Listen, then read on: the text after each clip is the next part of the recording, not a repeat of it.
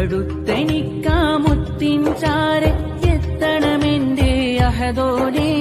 കാത്തിരിക്കും പാപിയാണ് എന്റെ റാഹിമേ, എന്റെ റാഹിമേ. അന്നാ നാട്ടിൽ മുത്തിനെ തഴുകും റീഹദ് ഞാനും ആയില്ല.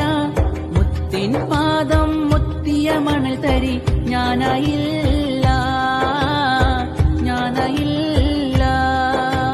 കാലം ഏറെ കൊതിച്ചിരുന്നു മുത്തിൻ മൊഞ്ചത് കണ്ടിടുവാൻ.